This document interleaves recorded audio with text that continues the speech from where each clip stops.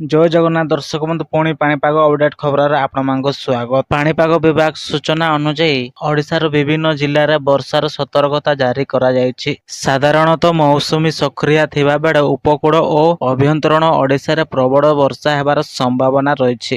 ସତର୍କ ସୂଚନା ପ୍ରବଳ ବର୍ଷା ହେତୁ ତଳିଆ ଅଞ୍ଚଳରେ ଜଳବନ୍ଦୀ ହେବାର ଆଶଙ୍କା ରହିଛି। ଚାଷୀ ଭାଇ ଭଉଣୀମାନଙ୍କୁ ସତର୍କ ରଖିବାକୁ ପରାମର୍ଶ ଦିଆଯାଇଛି। ତେଣୁକରି ଦର୍ଶକ ବନ୍ଧୁ ଭିଡ଼ିଓକୁ ଆରମ୍ଭ କରିବା ପୂର୍ବରୁ ଭିଡ଼ିଓକୁ ଗୋଟେ ଲାଇକ୍ କରନ୍ତୁ। ଚ୍ୟାନେଲ ଯଦି ଆପଣ ନୂଆ କରି ଆସିଛନ୍ତି ସବସ୍କ୍ରାଇବ୍ କରିନାହାନ୍ତି ତାହେଲେ ସବସ୍କ୍ରାଇବ୍ କରିକି ରଖନ୍ତୁ। ପାଖରେ ଥିବା ବେଲ୍ ନୋଟିଫିକେସନକୁ ଅନ୍ କରନ୍ତୁ ଯାହାଫଳରେ ନୂଆ ନୂଆ ଅପଡେଟ୍ ପାଣିପାଗ ଖବର ଆପଣମାନେ ସର୍ବପ୍ରଥମେ ପାଇପାରିବେ। ଉପକୂଳ ଓଡ଼ିଶା କେନ୍ଦ୍ରାପଡ଼ା ଜଗତସିଂହପୁର ପୁରୀ ଏବଂ ବାଲେଶ୍ୱର, ଅଭ୍ୟନ୍ତରୀଣ ଓଡ଼ିଶା ମୟୂରଭଞ୍ଜ କେନ୍ଦୁଝର ଢେଙ୍କାନାଳ ଅନୁଗୁଳ ଏବଂ ସମ୍ବଲପୁର ଏହି ଜିଲ୍ଲାମାନଙ୍କରେ ଆସନ୍ତା 10 ତାରିଖରେ ପ୍ରବଳରୁ ଅତି ପ୍ରବଳ ବର୍ଷା ହେବାର ସମ୍ଭାବନା ରହିଛି। ବାକି ସବୁ ଜିଲ୍ଲାମାନଙ୍କରେ କିଛି କିଛି ଅଞ୍ଚଳରେ ମେଘୁଆ ରହିବ ଆଉ କିଛି ଅଞ୍ଚଳରେ ସାମାନ୍ୟ ବର୍ଷା ହେବାର ସମ୍ଭାବନା ରହିଛି। ଦର୍ଶକ ବନ୍ଧୁ ଏଭଳି ନୂଆ ନୂଆ ଅପଡେଟ୍ ପାଣିପାଗ ଖବର ସବୁଦିନ ଜାଣିବା ପାଇଁ ଆମ ଚ୍ୟାନେଲକୁ ସବସ୍କ୍ରାଇବ୍ କରିନାହାନ୍ତି ତାହେଲେ ସବସ୍କ୍ରାଇବ୍ କରିକି ରଖନ୍ତୁ। ଭିଡ଼ିଓକୁ ଗୋଟେ ଲାଇକ୍ କରନ୍ତୁ। ପାଖରେ ଥିବା ବେଲ୍ ନୋଟିଫିକେସନକୁ ଅନ୍ କରନ୍ତୁ ଯାହାଫଳରେ ସବୁଦିନ ନୂଆ ନୂଆ ଅପଡେଟ୍ ପାଣିପାଗ ଖବର ଆପଣମାନେ ସର୍ବପ୍ରଥମେ ପାଇପାରିବେ।